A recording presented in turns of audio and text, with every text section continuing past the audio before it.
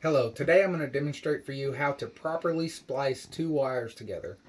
Being able to splice wires is a useful skill that you can use throughout your entire life. It can benefit you from being able to fix parts on your car, a vacuum, an old lamp, but it can save you a tremendous amount of money over your lifetime.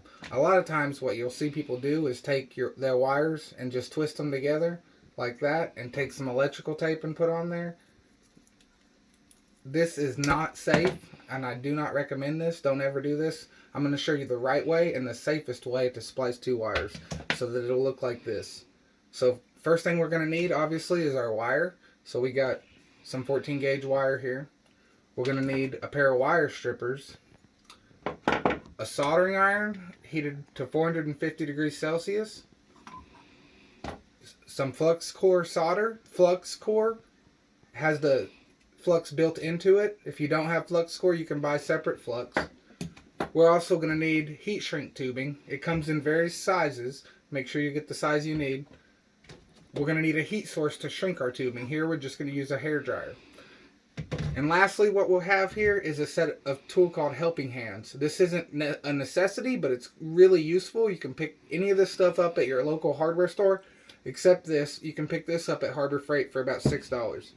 So the first thing we're going to do is to snip off the ends of our wire, a frayed or broken wire, because we want a clean section to work with. Any oxygen that touches the wire will turn it dark brown. That's called oxidization, and it actually will not solder correctly. So we're going to take and strip our wire off here. Notice how it frays out. We're going to take our other section of wire, cut the end off here so we have clean wire, strip it. So we're going to set both of these to the side while we cut our heat shrink. You always want to apply your heat shrink before you start to solder your wire. If you don't, then you won't be able to put it on afterwards, because most applications you either have a plug and a device on each end that you're working with. So we're going to slide our heat shrink on first. This is something people always forget when they're working with this. So we're going to take our wire and we're going to interweave it together like this. Once it's pushed up against it, we're going to spin it so that it ties itself together. Another thing you can do is take an extra strand of wire to help tie it together if you need. With thinner wire, that tends to work really nicely. So next we're going to place it in our helping hands.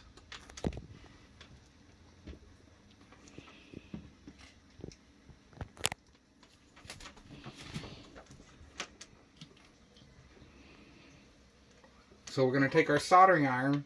It's already been preheated. We're going to hold it to our wire and try to get as much surface area as possible on our wire so that our flux and solder will flow nice and evenly. Once it starts to heat up, we'll touch it in there. We're going to want to cover all of the copper with solder. See how it's just feeding in there?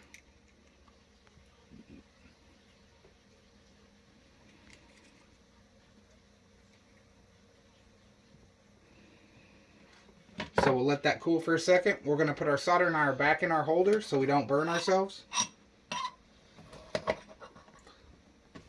Next, we're going to take our heat shrink and slide it over our joint.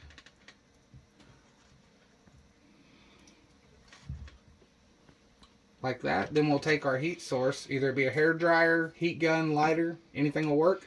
We're going to turn it on and shrink that tube down around our wire.